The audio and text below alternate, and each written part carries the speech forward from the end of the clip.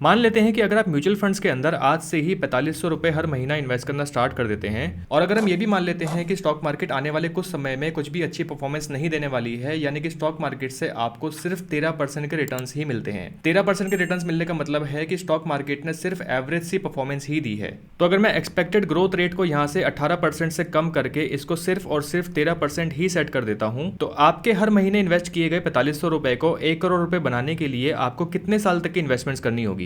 तो अगर मैं इन्वेस्टमेंट ड्यूरेशन को यहां से बढ़ाता हूं और अगर हम देखते हैं कि 1 करोड़ रुपए आप कितने समय में बना पाएंगे, तो ये आप बना पाएंगे आज से एग्जैक्ट 25 साल बाद। स्टेप अप को मैं अभी के लिए यहां पर काउंट नहीं कर रहा हूं। तो एक तरह से आप हर महीने इन्वेस्ट कर रहे हैं 4500 रुपए, आपको जो ग्रोथ रेट मिल रहा है वो मिल रहा है 13% का, और अगर आप ये इन्वेस्टमेंट्स करते हैं अगले 25 साल के लिए, तो आज से 25 साल बाद आपको मिलेंगे 1,02,21,000 रुपए के आसपास। मुबारक हो, आप करोड़पति बन चुके हैं। भले ही 25 साल लगे हों, आपका पैसा धीमे धीमे ग्रो किया हो, लेकिन एटलीस्ट आपका करोड़पति बनने का सपना तो पूरा हो ही गया है। अब आप भी कहेंगे कि भाई 25 साल तक मैंने अपना पैसा इन्वेस्ट किया है, उसके बाद कहीं जाके मैं करोड़पति बन पाया हूं या करोड़पति बन पाई हूं, क्या इससे कोई जल्दी वाला या कोई आसान रास्ता नहीं है?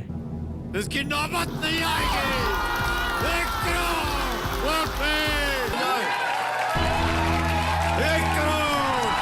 हाँ, ये जल्दी वाला रास्ता तो जरूर है, लेकिन मैं इसको बिल्कुल भी आसान रास्ता नहीं बोलूंगा। केबीसी में नंबर आने का मतलब है कई करोड़ लोगों में से किसी एक इंसान का नंबर वहां पर आना। तो अगर आपका सपना है करोड़पति बनने का, तो मैं आपको बता दूं कि करोड़ रुपए कमाने के लिए आपके पास यहाँ पर कोई भी आसान या शॉर्टकट वाला रास्ता नहीं है।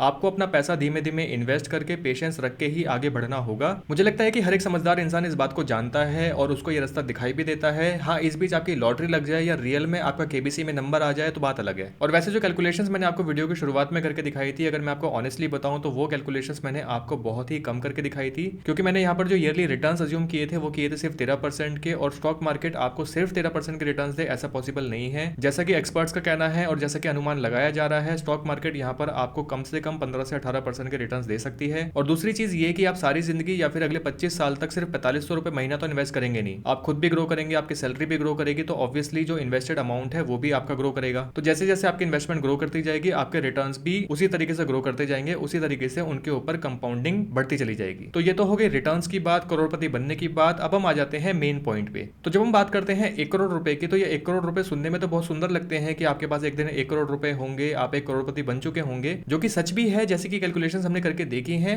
लेकिन क्या आप ये भी समझते हैं कि आज से 25 साल बाद इन 1 करोड़ रुपए की एक्चुअली में वैल्यू क्या होगी? यानी कि अगर हम थोड़ी देर के लिए अपने आप को 25 साल आगे ले जाते हैं, अभी चल रहा है 2022, अगर हम पहुंच जाते हैं 2047 में, तो 2047 में अगर आपके हाथ में 1 करोड़ रुपए होंगे, तो उन 1 करोड़ रुपए की प्रेजेंट वैल्यू क्या होगी? तो आज से कुछ सालों के बाद, यानी कि 10 साल बाद या 20 साल बाद या 25 साल बाद आपके पास जो भी अमाउंट होगा, उस अमाउंट की उस वक्त मार्केट वैल्यू क्या होगी? अगर आप ये जानना चाहते हैं तो इसके लिए हमारे पास आ जाता है डिवीजन फैक्टर। तो ये डिवीजन फैक्टर काम कैसे करता है, जरा ये भी जान लेते हैं। तो जैसे कि हम जानते हैं कि इंडिया का जो करंट इन्फ्लेशन रेट चल रहा है वो चल रहा है 7% का।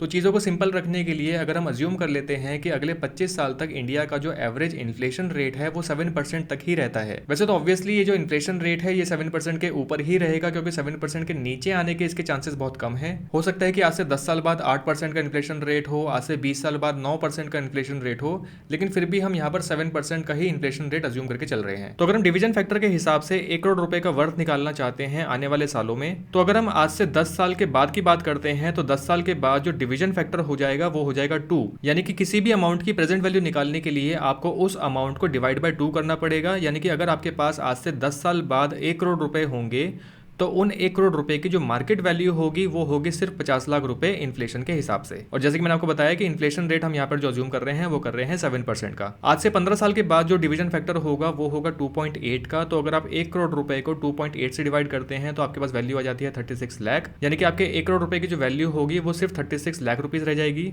आज से 20 साल बाद आपके 1 करोड़ रुपए की वैल्यू होगी 25 लाख रुपए, डिवीजन फैक्टर होगा 3.9 का। और जैसे कि एग्जांपल हम लेके चल रहे हैं वो चल रहे हैं आज से 25 साल बाद का। तो आज से 25 साल बाद जो डिवीजन फैक्टर होगा वो होगा 5.4 का, और आपके 1 करोड़ रुपए की जो वैल्यू होगी वो होगी 18 लाख रुपए। तो जो डिवीजन फैक्टर है, अगर आप इस डिवीजन फैक्टर को निकालने का मैथमेटिकल फॉर्मूला जानना चाहते हैं तो ये मैथमेटिकल फॉर्मूला आप स्क्रीन पे देख सकते हैं। इस वीडियो को पॉज करके इस मैथमेटिकल फॉर्मूले को आप समझ सकते हैं। तो इस बात को और थोड़ा सिंपल तरीके से समझाने के लिए मैं यहाँ पर एक एग्जाम्पल भी ले लेता हूँ। मान लेते हैं कि आपके पास आज 1 करोड़ रुपए रखे हुए हैं। अगर आप उन 1 करोड़ रुपए को एक लॉकर में बंद करके रख देते हैं और उस लॉकर को अगले 25 साल तक अगर आप ओपन ही नहीं करते हैं, यानी कि आपने उस लॉकर में से 1 रुपया भी बाहर नहीं निकाला है अगले 25 साल तक, और अगर हम ये अज्यूम करते हैं कि अगले 25 साल तक डीमोनेटाइजेशन दोबारा से नहीं होता है, तो आज से ठीक 25 साल बाद जब आप उस लॉकर को खोलेंगे तो ऑब्वियसली उस लॉकर में से आपको जो पैसा मिलेगा वो मिलेगा 1 करोड़ रुपए ही। लेकिन जब आप उन 1 करोड़ रुपए को 25 साल बाद खर्च करने जाएंगे तो उन 1 करोड़ रुपए की जो मार्केट वैल्यू हो चुकी होगी वो उतनी हो गई होगी जितनी आज 18 लाख रुपए की है। यानी कि उन 1 करोड़ रुपए से आप 25 साल बाद उतना ही सामान खरीद पाएंगे जितना कि आप आज 18 लाख रुपए से खरीद पाते हैं। इसको बोलते हैं किसी भी फ्यूचर में मिलने वाले अमाउंट की प्रेजेंट वैल्यू। तो अगर आपको इस बात पे अभी भी यकीन नहीं हो रहा है कि आपके 1 करोड़ रुपए की वैल्यू सिर्फ 18 लाख रुपए रह जाएगी, तो मैं आपसे एक बहुत ही साधारण सा सवाल पूछता हूँ। अगर आप आज से 25 साल पीछे चले जाते हैं, मान लेते हैं कि आपकी जो आज एज है वो है 35 ईयर्स, आप चले जाते हैं आज से 25 साल पीछे, यानी कि आप हैं 10 साल के। जब आप 10 साल के थे तो 10 साल की उम्र में आपके माता पिता ने आपके लिए जब एक साइकिल खरीदी होगी तो उस साइकिल की उस वक्त कीमत क्या रही होगी? मेरे ख्याल से जितना मुझे याद है, जब मैं 8-9 साल का था और उस वक्त जब मैंने एक साइकिल खरीदी थी तो उस साइकिल की उस वक्त कीमत थी 1500 रुपये के आसपास की। तो आज से 25 साल पहले जिस साइकिल की कीमत सिर्फ 1500 रुपये थी, अगर आप उसी साइकिल को आज खरीदने जाएंगे, अगर हम अज्यूम करते हैं उस साइकिल में ना तो गियर लग रहे हैं ना शॉकर लग रहे हैं, अगर आप उस साइकिल को आज मार्केट में खरीदने जाएंगे तो मुझे लगता है कि वो साइकिल आपको कम से कम 5500 या 6000 रुपए के आसपास की तो मिलेगी। साइकिल का एग्जांपल मैं यहाँ पर इसलिए लेके चल रहा हूँ क्योंकि साइकिल एक ऐसी चीज है जो 25 साल पहले भी वैसी थी, 25 साल बाद भी वैसी है। 25 साल पहले भी साइकिल के अंदर गियर्स आते थे, 25 साल बाद आज भी साइकिल के अंदर गियर्स आते हैं। 25 साल बाद पहले साइकिल की कीमत थी 1500 रुपए, आज उसी साइकिल की कीमत हो गई है 6000 रुपए। यानी कि एक तरह से जो कीमतें हैं वो 4 गुना बढ़ गई हैं। अभी कुछ दिन पहले मैं भी एक दुकान पर साइकिल खरीदने गया था, मुझे चाहिए थे उस साइकिल में फ्रंट शॉकर और 5 गियर। तो एक साइकिल मुझे पसंद भी आ गई थी, लेकिन जब मैंने उस साइकिल की कीमत उस दुकानदार से पूछी तो उस दुकानदार ने मुझे बताया 13,000 रुपए। बस 13,000 सुनते ही मैंने उस साइकिल की तरफ अपनी कमर घुमाई और मैं निकल गया दुकान से बाहर। खैर वो साइकिल तो मैंने अभी तक नहीं खरीदी है। अगर हम डिवीजन फैक्टर की बात करते हैं तो डिवीजन फैक्टर का एक इंटरेस्टिंग पॉइंट यहाँ पर यह आ जाता है कि अगर आप किसी भी आइटम का फ्यूचर प्राइस निकालना चाहते हैं, यानी कि वो आइटम आपको आज से 20 साल बाद कितने का मिलेगा या वो आइटम आपको आज से 25 साल बाद कितने का मिलेगा, तो इसी डिवीजन फैक्टर को आप आज जो उस आइटम का प्राइस है उससे मल्टीप्लाई कर सकते हैं। तो आज के टाइम पे जिस साइकिल की कीमत है 6000 रुपए, अगर हम डिवीजन फैक्टर के हिसाब से देखते हैं तो आज से 25 साल बाद जैसे कि हमने देखा था जो डिवीजन फैक्टर आपका होगा वो होगा 5.4 का। तो अगर आप 6000 को मल्टीप्लाई कर देते हैं 5.4 से तो आपकी जो वैल्यू आ जाती है वो आ जाती है 32,400 रुपए की। यानी कि जो साइकिल आज आप 6000 रुपए की खरीद रहे हैं वही साइकिल आपको आज से 25 साल बाद 32,400 रुपए की मिलेगी। तो ये तो हो गई सारी बातें। अब हम आ जाते हैं इस वीडियो के कंक्लूजन पे।